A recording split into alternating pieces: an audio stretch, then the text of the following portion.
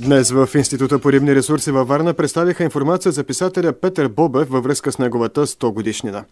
Там беше представено основно творчеството му на морска тематика, като честването, между другото, съвпада и с датата 17 юли, която е рождения ден на аквариума в морската столица. Още за годишнините и най-вече за Петър Бобев сега ще разберем от колегата Александър Попов, който е в студиото. Здравей, Сашо! Добър ден! Наистина бях приятно изненадан, че отидох да отразя 100 годишнината на един от моите любими от детството автори. Петър Бобев, не знам, ако те попитам дали си го спомняш, кой е, чел ли си нещо? Честно казано не си го спомням кой е. Ами нещо, говори ли ти Симба, за лъвчето Симба, или пък Камбо, за шимпанзето Камбо, или пък каменното яйце, което се явява едва ли не прототип на Джурасик Парк. Това... За Симба и Камбо съм чувал. Ами, освен Симба и Камбо, има още много други написани романи. Залива на акулите, описва се борби на водолази за едно диамантено находище, Телената обеца за една акула. Много интересни романи и приказки е написал той. От 55-та до 97 година, почти няма година, без да е издал някои от тези свои интересни произведения. И над 40 години е създавал приключенска, научно-фантастична, историческа и детска литература. И не случайно го сравняват с Жул Верн, с Александър Беляев.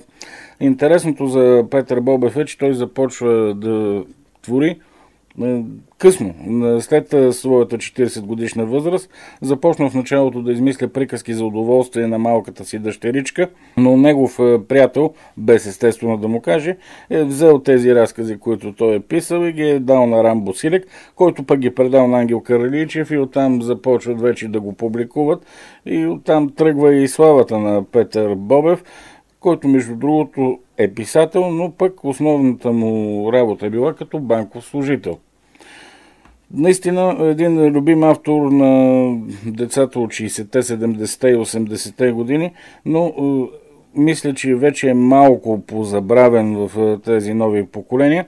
Така ли, наистина попитах Мирослав Игнатов и Емил Димов, които са организатори на това честване на 100 годишнината на писателя Петър Бобев, а Мирослав Игнатов е и администратор на сайта, посветен на Петър Бобев, то е peterbobev.eu.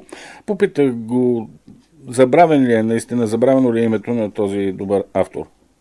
Мислим, че не е достатъчно известен по проста причина, че след 1990 година произведенията му не са преиздавани, а може да се уверите във всяка библиотека, че са едни от най-четените.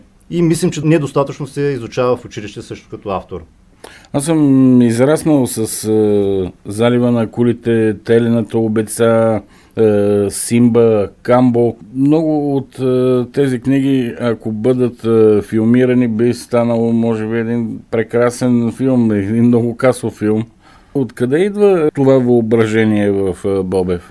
Той от най-ранна възраст се интересува от живата природа, живее при свой чичо, който е естественик, учител по биология и препаратор-художник. Бобев се запалва от това и последствие развива въображението си, макар и започва да пише малко на по-късна възраст, на около 40 години, но по един много увлекателен начин описва много неизвестни за българската природа животни, растения.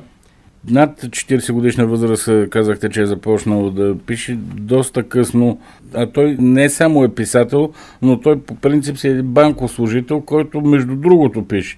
Но това между другото не пречи да издаде 23 романа, 11 повести, 6 сборника с приказки. Как се успява? С много труд. Явно това е много труд и естествено трябва да има талант. Той не е смятал да става писател, започна да пише приказки за дъщеря си Ани Бобева и негов приятел решава, че те са интересни. Ангел Каралийчев, последствие и други наши известни литератори виждат в него талант. Явно трябва да си го имаш в себе си.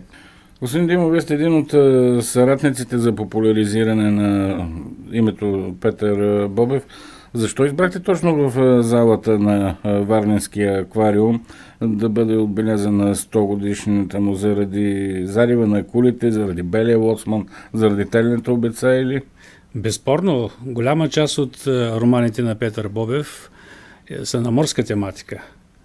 И тъй като искахме да представим на варненци една изложба с възстановка на кориците на книгите и други данни за неговата творческа дейност, отначало мислихме, че може това да стане на открита площ в Морската градина, но в последствие така предложихме на директора на Института по рибни ресурси или Аквариум Варна и тя с удоволствие прие тази изложба да бъде настанена и показана на гражданите на Варна именно в аквариума. Какво очаква посетителите на аквариума? Доколкото разбрах, има изненада за първите 1000 посетители. Да, има разпечатани всички произведения на Бобев, не само на морска тематика. Един списък, който много ще помогне на хората да открият неговите произведения, защото наистина информацията беше изключително малка и съответно и дори в големи библиотеки не всички издания присъстват. Но който има интерес, може да се запознае чрез този списък с пълното му творчество. Можем ли да очакваме едно ново преиздаване, един възраждане интереса към българския Жул Верн? Мога ли да го наричам така? Да, наистина това е много подходящо название. Може би най-много се приближава до този велик автор. Аз се надявам, че ще има интерес. Въпросът е, че последните 20 години наистина не се е изпълняло много често името. Много проблеми имаше в нашата литература. Някои неща останаха по-настрани, но с популяризацията, която провеждаме не само тук, искам да отбележа, че има организация и в цялата страна, включително в родното място, град Горна Оряховица, в София, клуба на фантастите също е по инициатива, така че чрез голяма популяризация се надявам да се постигне нещо и да се признат, ако не всички, поне най-добрите творби на писателя. Интервю на колегата Александър Попов по повод 100 годишнината на писателя Петър Бобев, известен като българския Жюл Верн.